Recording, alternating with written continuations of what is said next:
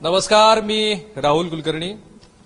नोटाबंदीचा परिणाम आपण गेली काही दिवस पाहतोय. सर्वसामान्यांच्या प्रतिक्रिया घेतल्या आणि आज एक महिना पूर्ण झाला. काल आरबीआयने आपलं धोरण जाहीर केलं तेव्हा बहुतेकांना असं वाटत होतं की व्याजाचे दर कमी होतील. झालेलं नाहीये तसं. ऑलमोस्ट 95% जनता ही या निर्णयाच्या बरोबर आहे. हे जरी असलं तरी मला कुठेतरी जाणवतं की बाजारपेठ स्लो डाऊन झालेली आहे. मोठे जे व्यापारी असतील किंवा मोठ्या ज्या इंडस्ट्री असतील त्यांना कदाचित फारसा परिणाम झालेला नाहीये. पण बघा, सांगोलेच्या बाजारामध्ये, लातूरच्या एपीएमसीमध्ये किंवा तत्सम असलेल्या छोट्या छोट्या बाजारामधली मंडळी त्रस्त आहे. त्रस्त असताना त्यांची ओपिनियन्स तर आपण बघितली, पण आज आपण एक महिन्याच्या निमित्ताने एक्सपर्ट्सची बोलूया. ही सगळी जी मंडळी ना, ही सगळी सीए मंडळी आहे.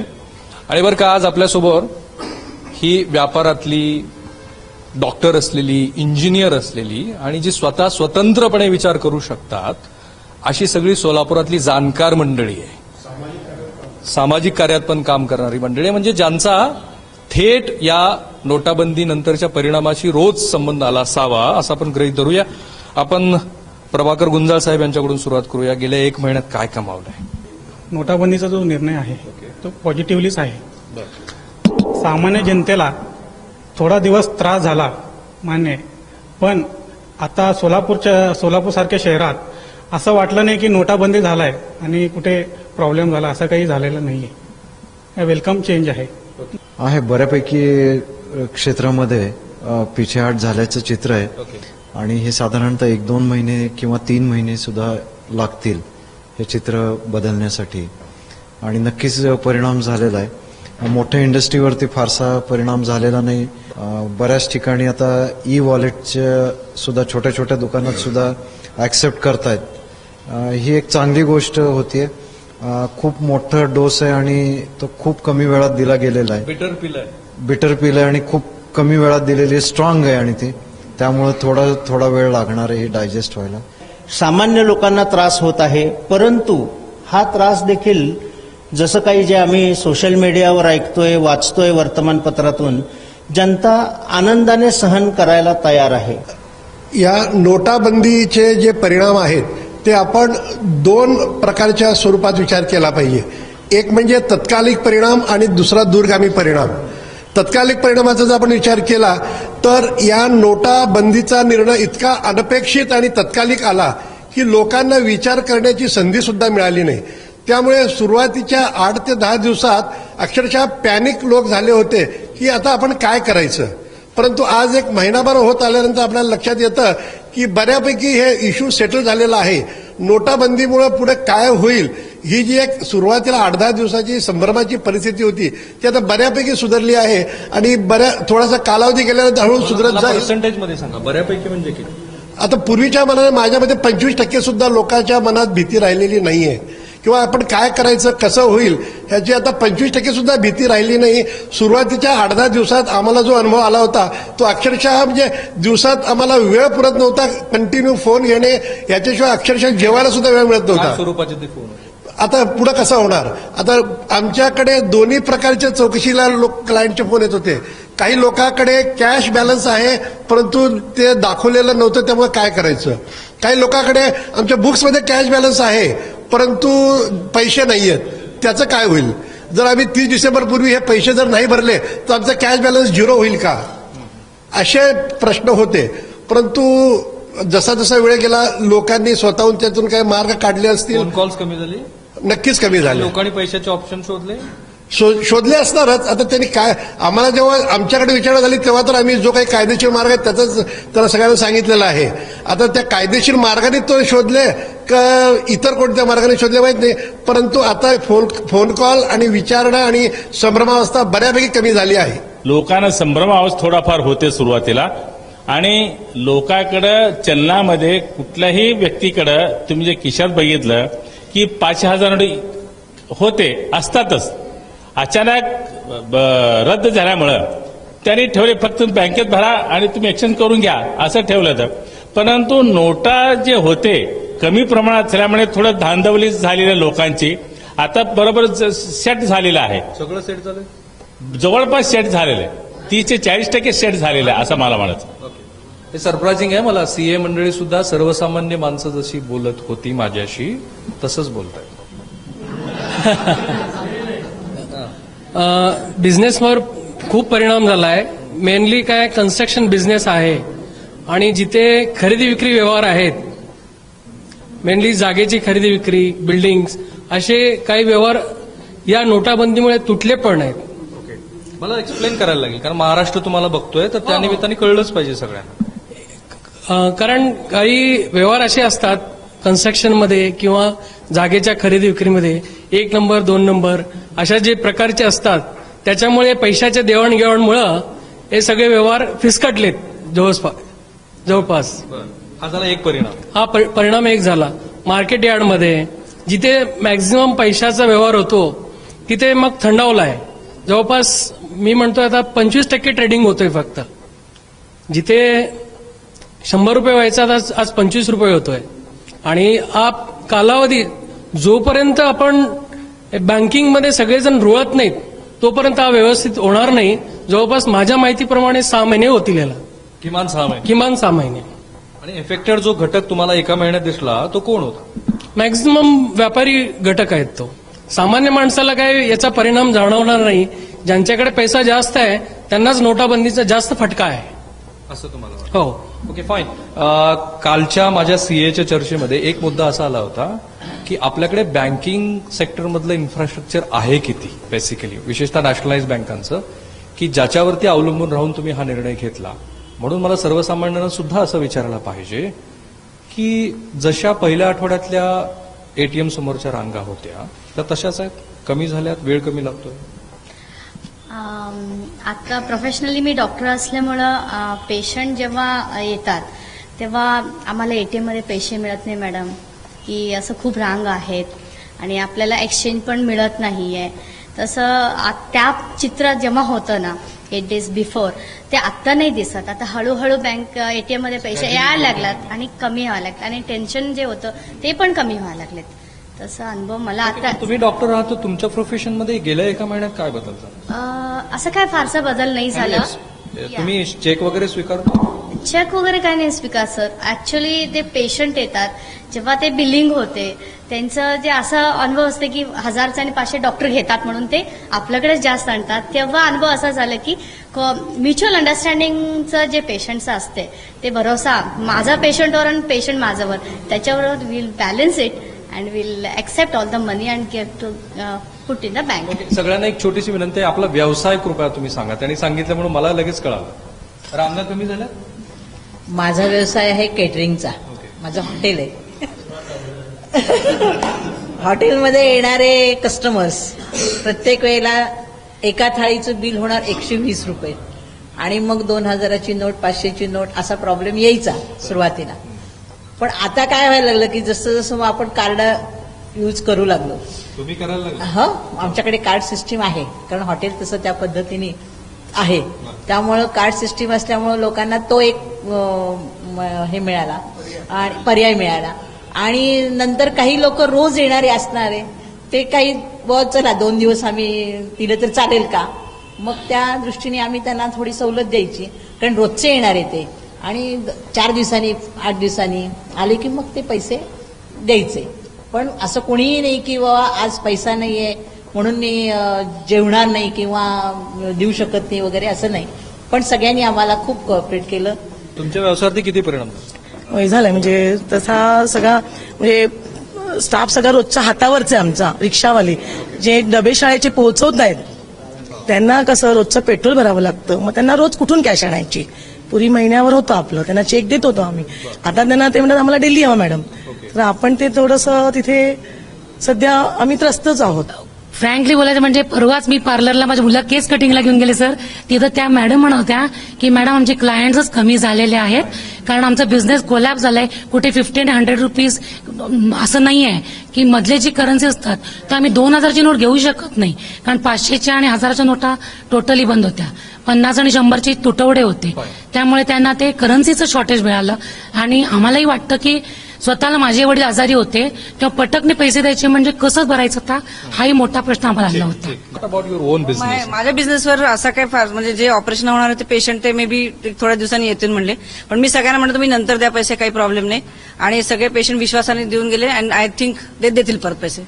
मला काही प्रॉब्लेम आला नाही. म्हणजे पेशंट जर पैसे नसतील तर I did examine them that way only. माझ्या व्यवसायात 15-20 दिवस प्रीमियम काही लोकांनी दिलेलेच नाहीत. 20 दिवस 25 तारखेपासून थोडंसं प्रीमियम कॅश स्वरूपात यायला चालू झालेलं आहे आणि बाकीचे सर्व चेकने व्यवहार आता एलआयसीच्या नावाने मला प्रीमियम मिळत आहे.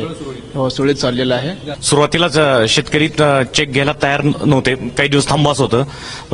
महत्वाचा मार्केट यार्डमध्ये शेतकऱ्यांचा कल असा होता की कॅश पेमेंट घेणं हाच कल असायचा, पण आता सध्या हळूहळू चेक घ्यायचे त्यांनी ऍक्सेप्ट चालू केलेले आहे आणि चेक घेऊन ते पेमेंट घ्यायला लागले. त्या मार्केट यार्डचा देखील बिझनेस जो महत्वपूर्ण मॅक्झिमम कॅशवर होता तो बऱ्यापैकी बँकिंगच्या व्यवहारात रूपांतरित व्हायला लागलाय. ओके, मला लातूर बाजारपेठेमध्ये 30% आवक कमी झाली असं दिसलं होतं. नाही, मध्यंतरी थोडंसं आवकीचं प्रमाण नॅचरलीच कमी होतं. नवीन पीक यायचं होतं तुरीचं वगैरे. आता पीक चालू झालेले थोडेसे थांबले होते, पण ह्या 4-5 दिवसात परत सगळ्यांनी चेक घ्यायचं चालू केल्यामुळे शेतकऱ्यांनी बऱ्यापैकी त्यामुळे चेंजेस पॉझिटिव्ह दिसायला लागले. मी राजगोपाल मालपाणी, इन्व्हेस्टमेंट कन्सल्टंट आहे. माझ्या बरेच फोन आले असतील महिन्यावर. हा आले.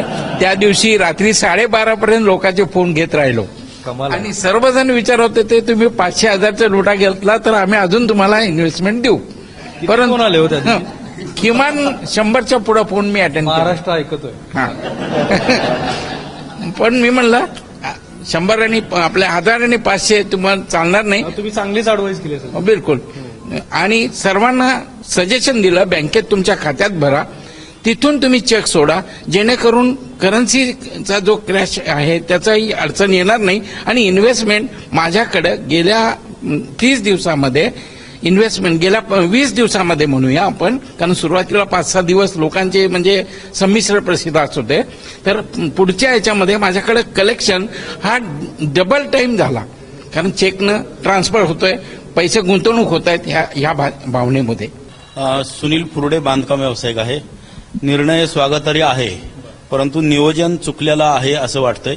एकंदरीत एका महिन्यामध्ये आमच्याकडे सर्व सप्लायर लोकांचे आणि कामगारांचे पेमेंट चेकनेच होतात, परंतु लेबर कॉन्ट्रॅक्टरला चेक दिल्यानंतर त्याच्या हाताखालच्या लोकांना देण्यासाठी त्याला पैसा बँकेतून मिळत नसल्यामुळे 8-8 दिवस झालं कामगाराचे पगार त्यांनी ते लेबर कॉन्ट्रॅक्टर करू शकला नाही. आम्ही चेक त्याला दिला, त्याच्या खात्यावर पैसे जमा झाले, परंतु त्या लेबर कॉन्ट्रॅक्टरला त्याच्या हाताखाली काम करणाऱ्या लोकांना पैसा देता येत नाही. त्यामुळे आजच आम्हाला त्यांनी विचारलं, सर आम्ही पुढच्या आठवड्यात काम कसं करायचं, आमचा जर रोजीरोटी किंवा संसाराचा आम्ही साधन सामुग्रीला पैसे मिळाले नाहीत, कारण कोऑपरेटिव्ह बँक आहे फक्त 1000 आणि 500 रुपयेच फक्त एका खात्यावरून एका दिवसाला देत आहेत. अनेक जणांनी आपल्या खात्यामध्ये 500,000चे जे त्यांच्याकडे पोताबाकी शिल्लक होत्या त्या आणून भरल्या, परंतु त्यांना आरटीजीएस करायचं होतं किंवा पेमेंट चेकने सोडायचं होतं, तर त्याला खूप अडचणी आल्या आणि सरकारनं त्याची पर्यायी व्यवस्था चलन उपलब्ध करून द्यायची ती व्यवस्थित न केल्यामुळे आज सहकारी बँकापुढे फार मोठा प्रॉब्लेम उभा राहिलेला आहे. हा त्वरित दूर करण्यात यावा, कारण सहकारी बँकांची जी नाळ आहे ही समाजातल्या तळागाळातल्या लोकांपर्यंत पोहोचलेली आहे. तळागाळातल्या लोकांना सहकारी बँकाचे सर्व्हिस देत आहेत. त्यामुळे सरकारनं त्याच्याकडे अतिशय जाणीवपूर्वक आणि लक्षपूर्वक लक्ष देऊन हा सहकारी बँकाचा प्रश्न सोडवणं अत्यंत गरजेचं आहे. माझं कन्सल्टेशन बेस्ड प्रॅक्टिस असल्यामुळे त्यामध्ये फारसा फरक नाही आहे. एक 5-10% मला वाटतं पेशंट कमी आले असतील, पण ते आज न उद्या येतातच. त्यामुळं पैशाचं त्यांना अडचण थोडीशी सुट्टायची अडचण असेल, 200-2000 रुपयाचे आणि 100 रुपये 50 रुपये, पण हा एक एकंदरीत बदल हा चांगला आहे. एक चांगला बदल आहे, सर्वांनी ऍक्सेप्ट करावं. ठीक आहे. आपण इथे एक छोटासा ब्रेक घेणार आहोत आणि ब्रेक नंतर मला सीए मंडळींना असं विचारायचं आहे की त्यांना जे फोन कॉल्स आले त्याच्यावरून ते किती अंदाज बांधतात की काळा पैसा खरंच बाहेर आलेला असावा आणि सर्वसामान्य मंडळी किती अवेअर झाली आहे वेगवेगळे ऑप्शन्स वापरण्याच्या दृष्टीनं. कुठेही जाऊ नका, तुम्ही पाहत राहा एबीपी माझा. ब्रेक नंतर पुन्हा एकदा तुमचं स्वागत. या विशेष भागामध्ये आपण नोटा बंदीनंतरच्या, खरं म्हणजे नोटा निश्चलीकरणानंतरच्या 1 महिन्याचा आढावा घेतोय. सोलापूरमध्ये आहोत. जाणीवपूर्वक आपण सोलापूर निवडलं कारण सोलापूर हे खूप वर्सेटाईल शहर आहे. वेगवेगळं कल्चर इथे आहेच. व्यापारी खूप चांगले, ती सीए मंडळी आहेत, त्यांना खूप सारे फोन कॉल्स आले. मला जरा तुमच्याकडनं सुरुवात करायची आहे. त्या सगळ्या फोन कॉल्सवरून काय अंदाज बांधायचा, गेल्या एका महिन्यात किती काळा पैसा आला असा? हो, निदान 40% काळा पैसा आला असेल. असं 40%.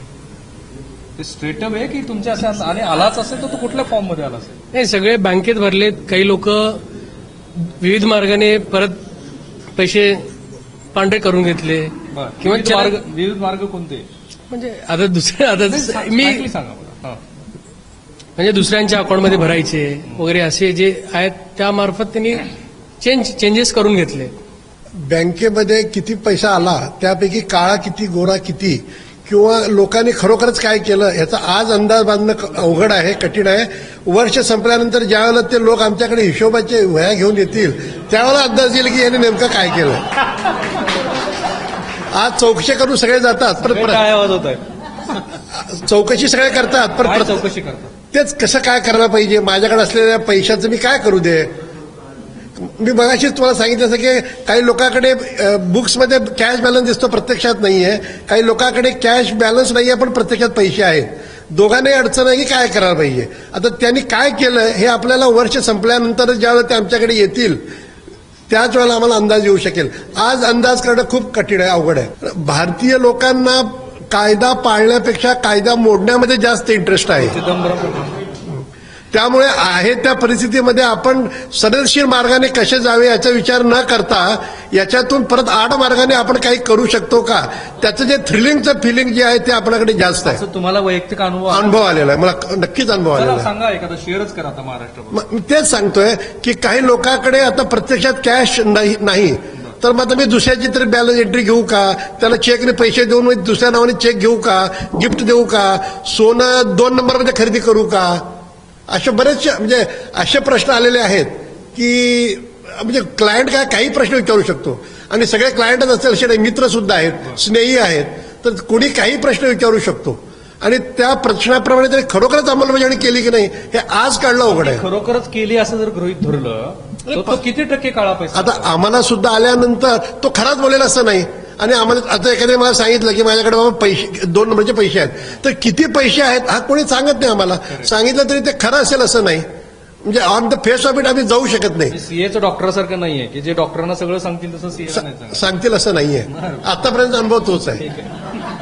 नाही, याच्यामध्ये एक गोष्ट झाली, सरकारने आधी ही नोटाबंदी केली आणि नंतर आठवडाभर किंवा 10 दिवसांनी ती इन्कम डिक्लेरेशनची स्कीम आणली.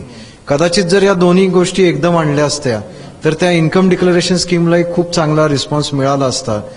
पण लोकांच्या मनात अजूनही एक विश्वास आहे की मला काही होणार नाही.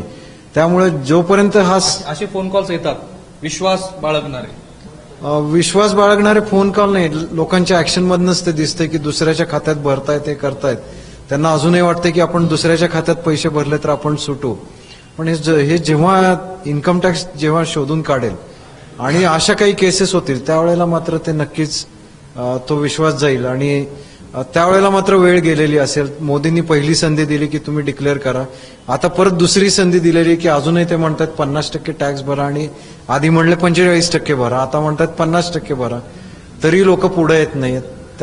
याच्यानंतर येणारी स्टेप अजून कडक असणार आहे असं मला वाटतं. भारताच्या सर्व जनतेच्या सॉफ्ट कॉर्नरचा व्यवसाय माझा आहे. मी बिल्डर आहे व्यवसायाने, गेली 30 वर्ष काम करतोय. आता आमच्या मित्रांनी सांगितलं की जागेचे व्यवहार कॅन्सल झाले. एक थोडीशी आशा होती, 3 वर्षापासून धंदा आमच्या रिसेशनमध्ये होता. यावर्षी पाऊस चांगला झाला, दसरा दिवाळीमध्ये लोक इन्क्वायरी चांगली होती. हे 8 तारखेच्या निर्णयानं सगळंच वॉशआउट झालेलं आहे. कम्प्लीट वॉशआउट झालेलं आहे. एकही माणूस फिरकत नाही आहे, व्यवहार होत नाही आहेत. आमची परिस्थिती अशी आहे, आमचा रेट कमी आहे, शासनाचा ASRचा रेट जास्त आहे. त्यामुळे आम्हाला त्या रेटनंच कागद दाखवावा लागतो आणि त्या रेटनंच इन्कम टॅक्स आम्हाला भरावा लागतो. दुसरी आमच्यामध्ये धंद्यामध्ये अशी परिस्थिती की पूर्ण वर्षात माझ्या फर्मला 20,000 रुपये जास्त रक्कम सर्वांकडून मिळून, म्हणजे प्रत्येकाकडून नाही, मी जर जमा केली तर तेवढाच मला दंड लागणार आहे. म्हणजे कॅश कंपोनंट माझ्या धंद्यात फार कमी आहे. दुसरी गोष्ट अशी की दर आठवडी मंगळवारी माझ्या एका मित्राने सांगितलं 50,000 रुपये लागतील, मला आठवड्याला 4 लाख रुपये लागतील. हे 4 लाख रुपये मला बँकेतनं मिळत नाहीत. आणि हे गेले 4 आठवडे मी कसं तरी माझ्या सेव्हिंग्जवरनं, माझ्या बँकेच्या रिलेशन्सवरनं मी काम चालवलेलं आहे. आणि कालच मी माझ्या सगळ्या लेबरला सांगितलं पुढच्या मंगळवारी पगार नाही झाला तर काम आपण बंद ठेवूया, कम्प्लीट बंद. कारण गिराईक नाही, बँकेतून पैसा मिळत नाही. सोलापुरातले किती बिल्डरचे हे अनुभव? सगळ्यांचेच हे अनुभव आहेत. कुणी म्हणत असतील तर देशभक्ती, देशभक्ती आणि देशद्रोहीचे लेबल लावल्यामुळे कोणी म्हणत असतील तर मी अभिमानानं सांगतो की ह्या सगळ्या गोष्टी मी देशद्रोही आहे.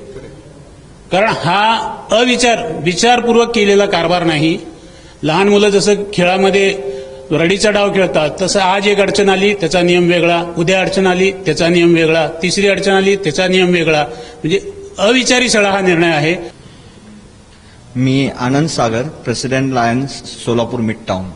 आपण जे म्हणाल की काळा पैसा हा किती आलेला आहे, तर काळा पैसा हा कसं काय येऊ शकतो बँकेमध्ये हा सर्वात मोठा प्रश्न आहे.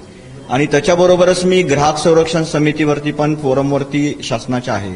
त्यामुळे एक ग्राहकाच्या दृष्टिकोनातून जर विचार केला तर ते सर्व स्वागतार्थ आहे. कारण ग्राहकांना जी लोक व्यापारी किंवा व्यावसायिक पावती देत नव्हते, आज त्यांना कंपल्सरी जर स्वॅप कार्ड किंवा चेक द्यावं लागलं तर त्यांना कंपल्सरी पावती द्यावं लागणार आहे. हे ग्राहकाच्या दृष्टीने एक सर्वात मोठं फायदेशीर काम झालेलं आहे. आणि काळा पैसा जर बँकेत येणार, जो आज म्हणतात की एवढा टक्के आलेला आहे तेवढा आलेला आहे, तर कसा येणार? आज नाही तर उद्या त्यांना त्या बुक्स ऑफ अकाउंट्सला हे दाखवावंच लागणार आहे. तोच तर सरकारचा प्रयत्न आहे. एक असं म्हटलं जातं बरं का की एकतर जो काळा पैसा येईल, ज्याची लिक्विडिटी अवेलेबल होईल, तो कुठल्या तरी सरकारी कामासाठी दिला जाईल वगैरे. त्याशिवाय जी रक्कम दाखवली जाईल, ज्याचं एक इस्टिमेट असं बीजेपी सरकारने केलंय की ते कदाचित 3 लाख कोटी एवढ्या मोठ्या प्रमाणामध्ये ते असेल. आणि मग पुढच्या अर्थसंकल्पामध्ये कदाचित डायरेक्ट टॅक्स जे आहेत, इन्कम टॅक्स, त्याच्या स्लॅबमध्ये बदल होतील. ते गिमिक आहे. ते गिमिक 6 महिन्यानंतर खरं तर त्या सगळ्यांचा अंदाज बांधायला पाहिजे. पण आपण आता या भागामध्ये ना हे जाणीवपूर्वक जाणून घेतोय की बाकीचे जे ऑप्शन्स, सो कॉल्ड कॅशलेस इकॉनॉमीकडे तुम्ही वळण्याच्या दृष्टीनं जे आव्हान केलेलं आहे, त्यात लोकांनी किती एक्सेप्ट केलंय, काय काय बदल स्वतःच्या आयुष्यामध्ये करून घेतलेत. हा, कॅशलेस करायचे, सगळे व्यवहार करायचे, तुम्ही काय बदल गेले एका महिन्यात? प्रोफेशनल डॉक्टर असल्यामुळं कॅशलेस हे आणि गरीब पेशंट येतात तेव्हा त्यांच्याकडे चेक या कार्ड्स वगैरे यूज करता येत नाहीये. मग इथं डिफिकल्टी आम्हाला फेस करावंच लागलेलं आहे. मग कॅशलेस जर इंडिया होत असेल तर it is a good way. And poor peoples, uneducated peoples also might get education from. There is only one nation, which is Sweden, which is 100% cashless. Though there is no other nation which is 100% cashless. We must also try for that, and we must educate from the ground level peoples to the high level. Okay. पण तुमच्या याच्यामध्ये तुम्हाला शक्य झालेलं नाहीये ते सगळं? नाही, शक्य नाही झालेलं. नाही. मला वाटतं की भारत हा देशच खेड्यांचा आहे आणि अधिक अशिक्षित लोक आहेत. त्यामुळे कॅशलेस होणं कठीण वाटतंय. तो किती प्रमाणात खरा ठरेल त्याच्याबद्दल डाऊटच वाटतो. कारण भारतामध्ये मॅक्झिमम खेड्यातल्या लोकांना, जिथे अशिक्षित आहेत आणि सुशिक्षित लोकांना पण आज ई बँकिंग येत नाही. त्यामुळे हा काळा पैसा किंवा कॅशलेस मनी जे आपण मोठे मोठे कन्सेप्ट वापरतोय तो किती प्रमाणात भारतात साध्य होईल याबद्दल शंकाच आहे. सर, तुम्ही किती कॅशलेस झाला? माझ्याकडे बऱ्यापैकी कॅशलेस आधीपासूनच आहे. स्वायपिंग कार्ड पण आहेच आधी. पण मला वाटतं विथ दिस ह्या सिस्टीममुळे जास्त 20% लोक स्वाईप करून कार्ड घेऊन चेकनी पैसे भरायला लागलेत. मी माझा प्लायचा व्यवसाय आहे आणि सुरुवातीला मला याचा फायदाही झाला कारण लोक उधाऱ्या गोळा करायला लागले, म्हणजे उधाऱ्या द्यायला लागले स्वतःहून. आताची परिस्थिती अशी की सर्वजण चेकने व्यवहार करत आहेत. येस येस येस, सगळेजण इन द सेन्स की आता जी मटेरियल खरेदी करण्यासाठी येत आहेत ते मला चेकने व्यवहार करण्यासाठी म्हणजे स्वतःहूनच हे करत आहेत, ऑफर देत आहेत. नाही, ते मला चेक नाही देतात ना. माझं मार्केट यार्डमध्ये कांदा आणि भाजीपाल्याचा आडत व्यापार आहे. भाजीपाल्याच्या धंद्यावर परिणाम झाला का तर वसुलीच्या बाबतीत 100, 150, 200, 500 आमचं कलम असते, 2000च्या नोटा वगैरे, त्याच्यामधून थोडं गैरसोय झाली, अडचण झाली. त्यामुळे थोडं दिवस किरकोळ व्यापाऱ्यांनी बंद ठेवलं. आणि कांद्याचे मोठे पेमेंट असतात. कांद्याचं तर सीझन चालू आहे. कांद्याचं सीझन नाशवंत माल असल्यामुळं शेतकऱ्यांना यावंच लागतंय. आणि आमच्याकडे जवळजवळ 90 ते 95% व्यवहार हे कॅशच आहे. रोखीनेच आहे. 95 पैकी गेल्या महिन्याभरात काय झालं तुमचं? नाही, आमच्याकडे कसं झालं, लोक स्वीकारलं ना इलाज असल्यामुळं, कांदा हे नाशवंत असल्यामुळे विकावंच लागणार. त्यामुळे ते लोक चेक घेतले, काही लोक अंडरस्टँडिंगमुळे, आणि काही लोक 1000-500च्या नोटा घेतले. जसं कायदा आहे तसं पळवाट पण आहे. काही लोक आता डॉक्टर मंडळी, मोठे मोठे व्यापारी मंडळी त्यांचे पैसे शेतकऱ्यांना म्हणजे आडत्यांना आणून देऊन अडत्यांनी ते शेतकऱ्याला दिले आणि शेतकरी पट्टी दाखवून तो पैसा बँकेमध्ये भरतोय. म्हणजे कायदा आहे तसं आज मितीलाही आमच्याकडे 1000-500च्या नोटा लोक स्वीकारतात. हा मुद्दा मला सांगोल्याच्या जनावरांच्या बाजारात पण दिसला होता की लोकांनी नाविलाजानी का असेना पण जुन्या 1000-500च्या नोटा स्वीकारल्या. परंतु हे जसं म्हणाले की नाशवंत वस्तूचा जिथे, भाजीपाल्याचा जिथे व्यवहार आहे तिथे लोकांना पर्याय नाही. मग भले तुम्ही चेक घ्या, आरटीजीएस घ्या. तुम्हाला काहीतरी बोलायचं होतं? मुळात प्रश्न काय आहे की कॅशलेस बाबत बोलू आपण, पण कॅशलेस बाबत बोलत असताना आता जसे माझे सन्मित्र म्हणाले तर एकूण 23,000 कोटी नोटा ह्या होत्या आणि छपाई जर तुमची 7 महिने लागत असतील तर 10 महिन्याची तयारी का पूर्ण झाली नाही? आज मी एका बँकेवर व्हाईस चेअरमन म्हणून काम करतोय. तुम्हाला कळलं असतं आधीच ते. प्रश्न कळल्याचं नाहीये, तुमच्याकडे तेवढी यंत्रणा हवी. जो निर्णय तुम्ही 4 जणच घेऊ शकता, तर छपाईचा निर्णय त्या 2000च्या नोटा छापल्याच होत्या ना. एटीएमच्या बाबतीतही तोच गोंधळ झालेला आहे. आणि दुसरे म्हणजे जीडीपी 2% कमी होतं हे स्वतः फिनान्स डिपार्टमेंट कबूल करते की जीडीपी कदाचित 2% कमी जाईल. मग जीडीपी म्हणजे 16-17च्या आपल्या अर्थसंकल्पात सुमारे 150 कोटीचा आपला 150 कोटी लाखाचा उत्पन्न अपेक्षित भारताचं धरलेलं आहे. त्याच्यात 2% जरी म्हणलं तरी 3 लाख कोटीनं आपलं राष्ट्रीय उत्पन्न कमी होणार असं स्वतः फायनान्स डिपार्टमेंट म्हणतंय. मी आणलंय त्याच्यासाठीच आकडेवारी आहे माझ्याकडे. आणि निश्चलीकरणाचा जो अतिरिक्त भार आहे तो म्हणतात 1,28,000 कोटीचा होईल. आणि विक्रीतनं आणि इतर तूट जी होईल पूर्ण देशभरात ती साधारणतः 61,500 कोटीची तूट अपेक्षित धरत आहेत. आणि छपाईचा जो खर्च आहे तो 16,800 लाख कोटीचा धरत आहेत. आणि इतर लाईनमध्ये जी मॅनपॉवर उभारलेली आहे त्याचं तुम्ही काही मूल्यमापन करणार आहात की नाही? जी बाई रोज मजूर, एखादा हमाल असेल, रोज 300 रुपये त्याची रोजी असेल आणि अर्धा तास जर तो लाईनमध्ये उभारून 2,000 किंवा 500ची नोट बदलू शकत असेल तर ह्याचं मूल्य काहीच नाहीये तुमच्या लेखी. म्हणजे जो काळा पैसा मोजक्या लोकांच्या हातात आहे त्याच्यासाठी तुम्ही सर्वसामान्य किती त्रास दिले पहिल्या 10 दिवसात आणि आजही होतोय. भारतीय मानसिकता अशी सहनशील आहे. हे असं म्हणतात शेजारी बसून की उंदीर चिरला, अगदी तसंच आहे. उंदीर मारला म्हणून घर जाळलं. ह्याला कुणीही पक्षीय रंग कोणीही देऊ नये. सर्वसामान्यांना झालेला त्रास ते का भोगतायत त्यांना वाटतंय स्वप्न आहे ती, स्वप्नो का सौदागर ज्याला म्हणू आपण. ही झाली आकडेवारी. प्रत्यक्ष कॅशलेस होणं किती शक्य आहे? नाही शक्य, एवढं नाही शक्य. बोला कॅशलेस. कॅशलेस आपल्या भारतात होणं हे कदापि शक्य नाही आहे. कारण भारतीय लोकांना खिशात पैसे बाळगणं हे खुळखुळ वाजवणं हे जास्त अभिमानाचं वाटतं. कारण पैसे असून निघाले ना, कुठे घेतले, पाकिट काढलं, 100 टाकले, 200 टाकले, 1000 टाकले, काही आपण करू शकतो. कॅशलेसचं प्रमाण वाढेल, लोकांना त्याची म्हणजे कॅशलेस राहायला पाहिजे हे विचारसरणी पटू लागलेली आहे. कुठेही गेला. तुम्ही किती कॅशलेस झालात एका महिन्यात? माझं तर सर्व चेकनं व्यवहार असतो त्यामुळे कॅशलेसचा प्रश्नच नाही आहे. आणि बाजारात कार्ड असतो, स्वाईप करणे आणि आपलं कार्ड डेबिट कार्डवरती पेमेंट करणे. बँक एम्प्लॉई आहे. या काळामध्ये आमच्याकडे आरटीजीएसचं प्रमाण खूप वाढलेलं आहे. आरटीजीएसचं प्रमाण खूप वाढलेलं आहे, अगदी 300% वाढलेलं आहे. तुम्हाला तणाव आला? भरपूर तणाव आलेला आहे. आणि बँकेत लक्ष्मी कोऑपरेटिव्ह बँक गेल्या 30-31 वर्षाच्या अनुभवामध्ये याच्यामध्ये मला प्रचंड बदल झालेला दिसत आहे. लोकांमध्ये खूप चांगले आणि वाईट अनुभव आलेले आहेत. हिअरिंग चेकचं वापरलेलं आहे, भरपूर चालू आहे, परत बंद झालेलं होतं ते. मी स्वतःही कॅशलेस झालेलं आहे, बऱ्याच ठिकाणी मी कार्ड वापरतो आहे. बाकीच्या सोलापुरात म्हणलं तर 25% एटीएम अजून काम देत नाही आहेत. एटीएम मध्ये फक्त 2,000च्या नोटा येतात, रांगा लागतात. लोकांची मानसिकता आहे कॅशलेस व्हायची, पण ही अडचण आहे. अजूनही ऍप वगैरे वापरण्याच्या मनस्थितीत सोलापुरात अगदी 60-70% लोक तयार नाही. तुम्ही किती कॅशलेस झाला? मी माझं प्रमाण अगदी कॅश खूपच कमी वापरलं. मी सगळीकडे कार्ड वापरायला लागलो. 90% लोक आधी कॅश द्यायचे आणि कॅश जमा व्हायची, पण आता त्यांच्याकडे 500,000च्या नोटा राहिल्यामुळे त्या बँकेत भरता आल्या नाहीत आणि माझ्या 40% कस्टमरच्या पॉलिसी या लाप्स झालेल्या आहेत. म्हणजे इनडायरेक्टली त्या लोकांना जो कंटिन्युअस बेनिफिट होता. त्यांनी चेकनी वगैरे का नाही? चेक द्यायला तयार आहेत पण पैसे बँकेत भरायला रांगा होत्या, त्यामुळे भरता आलं नाही. आणि शेवटी मेडिक्लेम किंवा याला एक ठराविक पिरियड असतो की त्यानंतर तुम्ही भरले तर ती पॉलिसी लाप्स होती. तर त्यात लोकांचं 40% लोकांचं नुकसान झालं. मी व्यक्तिशः किती कॅशलेस झाला? मी व्यक्तिशः 1993 पासून माझ्याकडे सगळं टीडीएस कट होऊन पैसा येतोय, त्यामुळे मी कॅशलेस आहे. पण कॅशलेस म्हटलं तरी आज चहाची टपरी दिवसभर फिरताना लागते, पाण्याची बाटली घ्यायची, भाजी मार्केटला जायचं, रिक्षावाल्याला पैसे द्यायचे, तरी आपल्याकडे मला 1 महिन्यात फक्त बँकेतून 10,000 कॅश मिळाली. बाकी तुम्ही कॅशलेस आहे? बाकी कॅशलेस आहे. बोला. आतापर्यंत आम्ही सगळा व्यवसाय तो कॅशलेसच करत आलोत आणि कॅशलेसच आहे आम्ही अजून. पण अडचण कुठे आहे? अडचण कुठं, आपण स्वतः कॅशलेस पण लोक कॅशलेस होत नाहीत. जी माझ्याकडे कस्टमर येतात जे कोण येतं ते आजपर्यंत आपली भारतीय टेंडन्सी आहे की सगळं कॅशनी खरेदी करायचं. आजपर्यंत आपल्या भारतामध्ये 94% हा कॅश फ्लो आहे.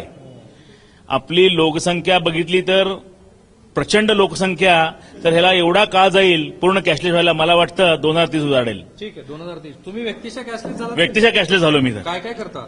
सगळंच कॅशलेस आहे आपलं. गेल्या महिन्यातील व्यवहार पाहता 30% ते 40% कॅशलेस मी स्वतः झालेलो आहे. आणि महत्वाचा मुद्दा म्हणजे घराघरात तुम्ही एखादं उदाहरण सांगा की एक मेजर तुम्ही कॅशलेस झालात, कुठलं तरी एक असं. हा सांगतो की आमचे एलआयसीचे हप्ते असतील किंवा कार लोनचा हप्ता असेल, या अगोदर आम्ही स्वतः जाऊन भरायचो, परंतु चेकबुक कुठं कोपऱ्यात पडलेलं होतं. ते आम्ही काढून आता पुन्हा चेक भरणा केला आणि त्यामुळे बरेचसे हेलपाटे वाचले आणि महत्वाचं म्हणजे वेळ वाचतोय आपला. माझा लग्नपत्रिकेचा व्यवसाय असून नेमका अचानक लग्नसराईच्या वेळेसच हा निर्णय झाला आणि प्रत्येक येणारा माणूस हा 500 आणि 1000 नोटा घेऊन येत होता. तर त्यासाठी आम्ही एक त्यांना सोय करून दिली की तुम्ही फक्त जर 100 रुपये असतील तर 100 रुपयांनी बुक करा आणि जाताना आम्हाला चेक देऊन जावा. या प्रकारे आम्ही त्यांची सगळ्यांची सोय करून दिली. एखाद्याचा चेक बाउन्स झाला तर नाही, तेवढा विश्वास होता आम्हाला त्यांच्यावर आणि त्या लोक सुद्धा विश्वासानेच देत होती. तर कुणाचाही चेक बाउन्स झालेला नव्हता. आणि मला वाटतं 100 वर्ष स्वातंत्र्य मिळण्यासाठी लागलेली आहे भारताला. तर हे भ्रष्टाचारची मुळं काढण्यासाठी आपल्याला काही महिने तग धरावीच लागणार ठीक आहे. आहे, जरा मला कौल घेऊ द्या हो यांच्या बोलण्याशी. अनेक जणांनी हा मुद्दा मांडलाय, 100 वर्ष लागली स्वातंत्र्य मिळायला, हे म्हणतायत काही दिवस जरा सहन करू. किती जणांना वाटतं हा भ्रष्टाचार रोखण्यासाठी सहन करायला पाहिजे? जरा हात वर करा बरं.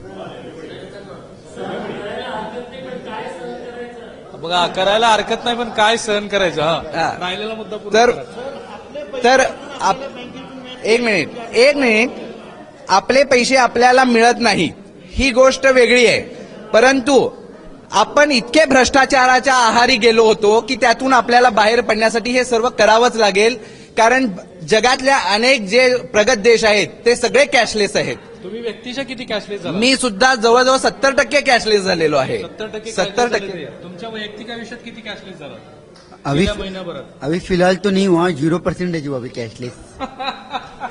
तो क्या करते हैं आप? व्यवहार कैसा करते हैं? मगर अभी आगे जरूरत पड़ेगी, शायद लग रहा अभी कैशलेस होना पड़ेगा शायद. आपण इथे एक छोटासा ब्रेक घेणार आहोत आणि ब्रेक नंतर मात्र आपला रॅपिड ऍक्शन असलेला, रॅपिड उत्तर असलेला एक शेवटचा सेगमेंट आहे, ज्या सेगमेंटमध्ये आपण हे जाणून घेणार आहोत की या निर्णयामुळे गेन किती झाला आणि पेन किती आहे. कुठेही जाऊ नका, तुम्ही पाहत राहा एबीपी माझा. ब्रेक नंतर पुन्हा एकदा तुमचं स्वागत. प्रधानमंत्र्यांनी 50 दिवसाची मुदत मागितलेली आहे. बहुसंख्य लोक बरोबर होते हे तर दिसलंय. सीए मंडळींनी सुद्धा त्याला येस असा कॉल दिलाय. पण 50 दिवसानंतर किंवा आता एका महिन्याच्या अनुभवानंतर ह्या निर्णयानंतर गेन किती आहे आणि पेन किती आहे ह्याचं जर इव्हॅल्युएशन केलं तर यांना काय वाटतं निर्णयाबद्दल? गेन पेन लॉंग टर्म मध्ये गेन होईल अशी आपण आशा धरूया. पंतप्रधानांनी हा मारुती केलेला आहे. माकड झाला नाही म्हणजे आपण मिळवलं, ही गोष्ट आहे. आणि पेन तर होतोच आहे, प्रत्येक माणसाला पेन आहे. पण भाबडी आशा आहे लोकांना, माझ्या खात्यात 15 लाख नाही तर निदान 15,000 तर येतील, किंवा ह्याच्यामुळे महागाई कमी होईल, काळा पैसा आलेला मला माझ्या वाटेला काहीतरी येईल. ह्या प्रेमापोटी सगळे देशभक्त आणि देशद्रोही झालेले आहेत.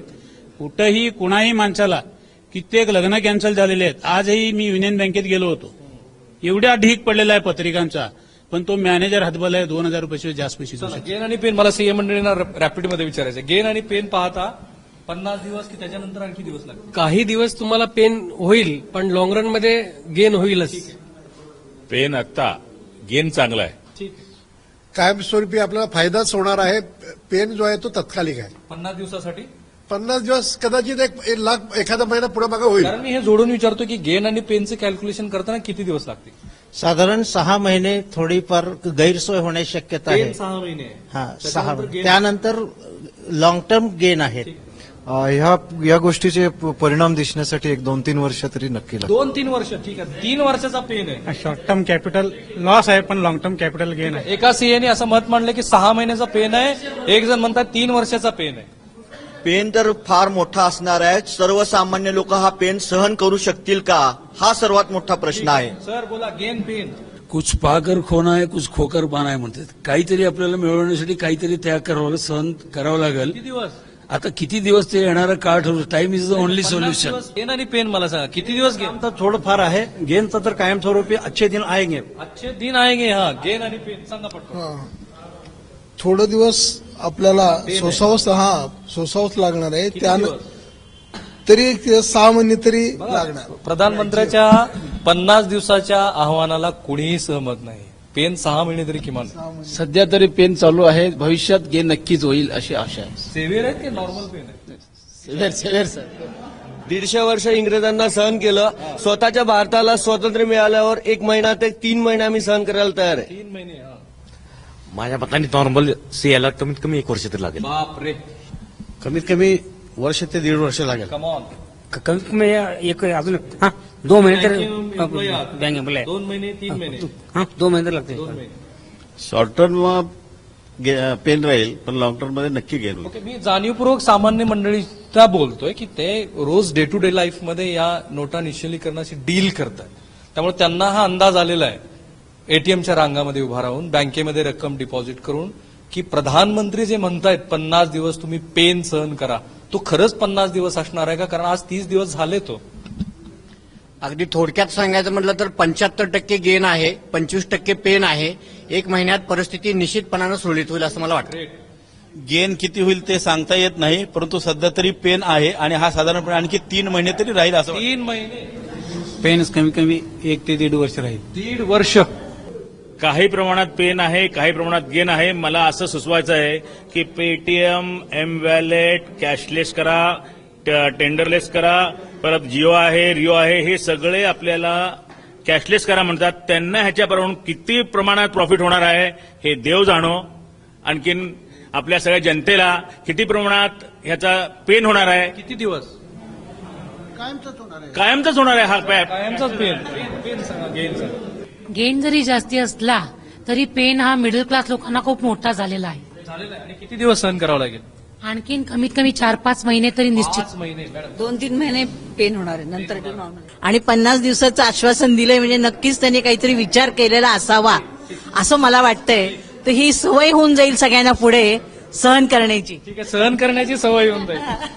Pen is just no pain is more and hope for good gain tomorrow. Thank you so much. मी लातूरकरांचे सोलापूरकरांचे 50 दिवस पेन सहन करायला सांगितलंय. 50 दिवसानंतर आपोआप सवयच होणार आहे आपल्याला.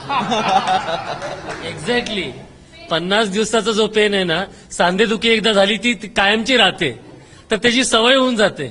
तर ती सवय होऊन जाणार आहे आपल्याला. पेन कमी आहे आणि गेन जास्त होईल असं वाटतं. Thank you so much. मी सोलापूरमधून हा आजचा विशेष कार्यक्रम तुम्ही बघितला. या कार्यक्रमाचं सार काय बघा. मंडळी बरीचशी ऑप्टिमिस्टिक आहे सर्वसामान्य मंडळीसारखी, परंतु जसे हे बिल्डर सांगत होते तसा बऱ्याच उद्योगावरती थेट परिणाम झालेला आहे. आणि प्रधानमंत्री जसं म्हणतायत ना की 50 दिवस तुम्ही वेट करा वगैरे, गेल्या 1 महिन्याच्या अनुभवानंतर लोकांना किमान हे तर जरूर कळून चुकलंय 50 दिवस वगैरे नाही, हे सगळं नॉर्मल व्हायला कदाचित प्रधानमंत्री म्हणतायत त्याहीपेक्षा जास्त कालावधी लागेल. पण लोक आशावादी आहेत आणि अर्थतज्ञ सुद्धा हेच म्हणतायत की किमान 6 महिन्यानंतर याचं इव्हॅल्युएशन केल्यानंतर या निर्णयाचे नेमके भारतीय अर्थव्यवस्थेवरती काय परिणाम झाले, हा गेन होता की हा लॉंग टर्म पेन असणार आहे, त्याचं विश्लेषण आपल्याला करता येईल. कॅमेरामन निलेश शेवाळेसह मी राहुल कुलकर्णी, एबीपी माझा, Solapur. Thank you so much. Thank you.